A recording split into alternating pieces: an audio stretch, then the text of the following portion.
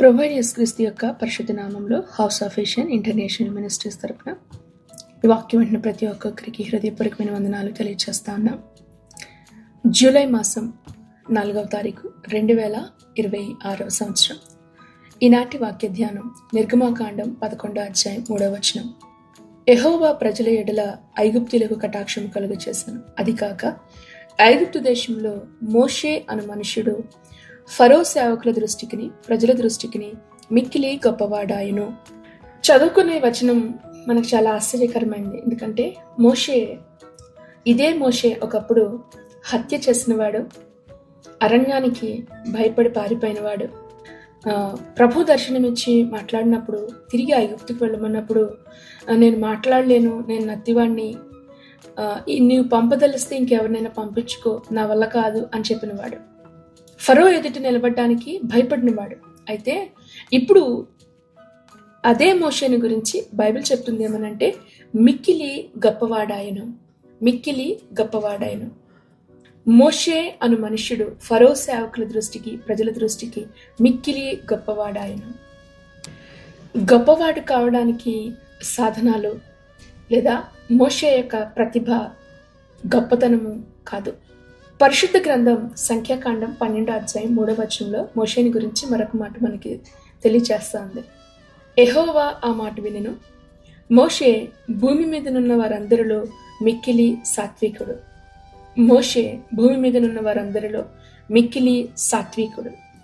మోషే ఘనతను వెతకలేదు, పేరు ప్రఖ్యాతులను వెతకలేదు, దేవుని మహిమనే కోరుకున్నాడు. బైబిల్ సాక్ష్యమిస్తా ఉంది మోషే సాత్వికుడు అని. దేవుని యొక్క లేఖనాలు మనకి అనేక సార్లు మనం చదువుతూ ఉంటాం, మనం జ్ఞాపకం వస్తూ ఉంటాయి. అయినప్పటికీ కూడా చాలా మంది ఈ రోజున ఇలా అనుకుంటున్నారు ఏమనంటే బలవంతులైన వాళ్ళే పరిపాలిస్తూ ఉంటారు, ధనవంతులు గెలుస్తారు, అధికారం ఉన్నవారిదే అంతా అనుకుంటున్నారు. కానీ దేవుని రాజ్యంలో లేదా దేవుని యొక్క కార్యాలలో మాత్రము వేరే సూత్రాన్ని మనం చూస్తూ ఉంటాం.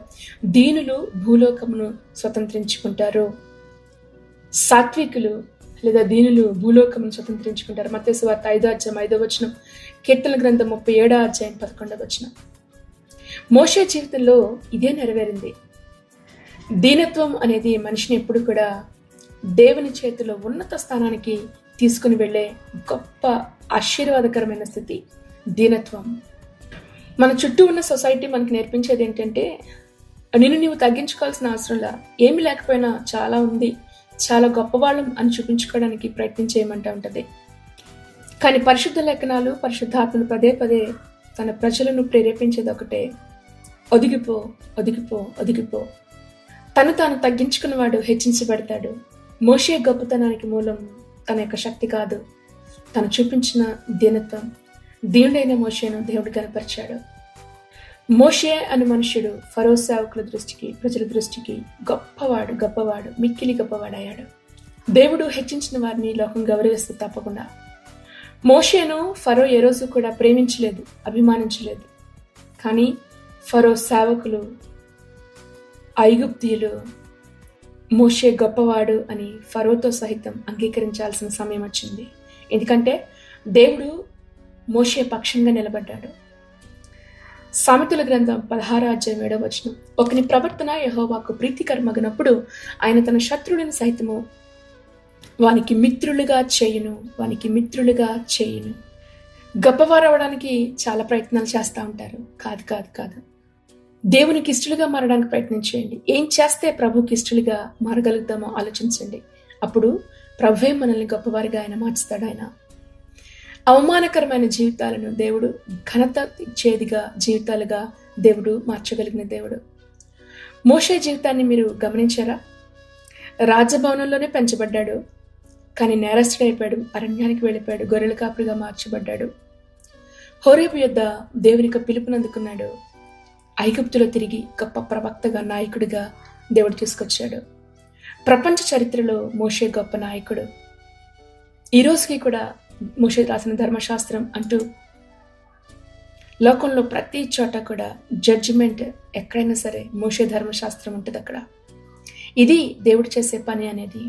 అందుకే మనకి పదే పదే ఆ వాక్యం మనకి జ్ఞాపకం చేసేది 1 పేతురు పత్రిక 5:6 దేవుని యొక్క బలిష్టమైన చేతి క్రింద దీన మనసుతో దిగిపోదాం. ఎందుకో తెలుసా, ఒక సమయం వస్తుంది ఖచ్చితంగా దేవుడు దీనులను దరిద్రులను పెంట కుప్పల మీద నుంచి ఆయన పైకి లేవనెత్తే దేవుడు. యోసేపు సమయం వచ్చినప్పుడు దేవుడు ప్రధానమంత్రిగా నిలబెట్టాడు. ఈ రోజున నీవు మరుగుపడిపోయి ఉన్నావు అనుకుంటున్నావా? భయపడకండి. ఈ రోజున ఉన్నట్టుండి మీ జీవితాలు ఎవరికి కూడా అక్కర్లేని వారిగా ఉన్నారనుకుంటున్నారా? త్రోసివేయబడిన వారిగా ఉన్నారనుకుంటున్నారా? ఇంకా అధ్వానంగా మారిపోతుంది అనుకుంటున్నారా? భయపడొద్దు. దేవుడు సమయం వచ్చినప్పుడు ఖచ్చితంగా లోకం నిన్ను గుర్తిస్తుంది. ఈ వాక్యం మనకు సెలవిస్తా ఉంది, మోషే అను మనుషుడు గొప్పవాడాయను. అసలు మోషే ఎందుకు గొప్పవాడాడు? మోషేకి ఏమీ సింహాసనం లేదు, రాజకుమారుడు కాదు, సైన్యం లేదు, రాజ్యం లేదు. అయినప్పటికీ కూడా మోషే ఎందుకు గొప్పవాడయ్యాడు ఆలోచించండి. మోషే ద్వారా దేవుడు చేయించిన కార్యాలు ఐగుప్తులో, మోషేకు దేవుడు తోడై ఉండటం బట్టి 33వ అధ్యాయం నిర్గమకాండం 11వ వచనం, మనుష్యుడు తన స్నేహితునితో మాట్లాడినట్లు యెహోవా మోషేతో ముఖాముఖిగా మాట్లాడుచుండెను. ద్వితీయోపదేశకాండం 34వ అధ్యాయం 10వ వచనం, మోషే వంటి ప్రవక్త ఇంకొకడు లేడు. చూసారా? అంటే మనం గమనించాల్సింది, సమాజంలో హోదా కన్నా కూడా దేవునితో ఉన్న సంబంధమే గొప్పది. హోదా కొన్నిసార్లు కొంతకాలం ఉంటే వెళ్ళిపోతుంది, కానీ దేవునితో సంబంధం ఉన్నప్పుడు అత్యధికమైన విజయాన్ని, ఉన్నతమైన స్థానాన్ని దేవుడు అనుగ్రహించే దేవుడు. దేవుడు మనతో ఉన్నప్పుడు, దేవుడు తోడైనప్పుడు రాజులు కూడా ముందు సాగిలపడతారు. మోషే ముందు ఫరో నిలబడాల్సి వచ్చింది. మోషే చేతిలో ఖడ్గం లేదు, మోషే చేతిలో అధికారం లేదు, కేవలం ఒక కర్ర మాత్రమే ఉంది. అదే దేవునికి అధికారానికి గుర్తు. దేవునికి అధికారం, దేవుని యొక్క శక్తి మోషేలో నిలిచి ఉండడం ఫరో చూచాడు. జ్ఞాపకం చేసుకుందాం, వినయం ఉన్న వారిని, దీన మనసు కలిగిన వారిని దేవుడు గొప్పవారిగా చేసే దేవుడు. అదేంటో తెలీదు, ఎందుకో మాటల్లో కూడా వినయాన్ని చూపించడానికి, కనపరచడానికి ఇష్టపడరు. మాట్లాడుతున్న మాటలు కూడా చాలా షార్ప్గా వస్తూ ఉంటాయి కొన్నిసార్లు. కానీ వాక్యం సెలవిస్తూ ఉందేమో తెలుసా? యాకోబు పత్రిక 4:10, ప్రభు ఎదుట దీనిలో ఉండండి, ఆయన మిమ్మల్ని హెచ్చించును. దేవుని కొరకు నిలబడే వారిని శత్రువులు కూడా గౌరవిస్తారు. ఫరో హృదయం మాత్రం కఠినమైపోతా ఉన్నా కానీ ఫరో రాజ్యసభ అంతా కూడా మోషే గొప్పవాడని ఒప్పుకుంది. ఇదే దేవుని యొక్క కార్యం. అంటే ఈ వాక్యం వింటున్న మీ జీవితాల్లో కూడా మోషే జీవితాన్ని జ్ఞాపకం చేసుకునండి. భూమి మీద ఉన్న వారందరిలో కూడా సాత్వికుడు మోషే. దీనులు భూలోకం స్వతంత్రించుకుంటారు. మోషే గొప్పవాడిగా, మిక్కిలి గొప్పవాడిగా వాళ్ళందరూ కూడా గుర్తించారు ప్రభు మోషేకు తోడై ఉండటాన్ని. దేవుడు ఒక వ్యక్తిని హెచ్చించాలి అనుకుంటే శత్రువులు కూడా గుర్తిస్తారు. నిజమైన గొప్పతనం అనేది ప్రజల యొక్క ప్రశంసల్లో కాదండి, దేవుడు పలికే సాక్ష్యంలో ఉంటుంది. దేవుడే సాక్ష్యం పలుకుతున్నాడు మోషే గురించి. భూమి మీద ఉన్న వారందరిలో కూడా సాత్వికుడు. అవును, దేవుని యొక్క సన్నిధి మాత్రమే ఒక మనిషిని గొప్పవానిగా చేస్తుంది. ఈ రోజున మీకు మీరుగా గొప్పవారు కావడానికి ప్రయత్నాలు చేయకండి. దేవుడు నిన్ను హెచ్చించాలి అంటే ఆయన చేతిలో దీన మనసుతో ఒదిగిపోండి. దేవుడు నిశ్చయంగా ఐగుప్తులో మోషేని గొప్పవానిగా చేసిన దేవుడు ఈరోజు మీ జీవితంలో కూడా దేవుడు ఘనపరచడానికి ఆయన ఇష్టపడతా ఉన్నాడు.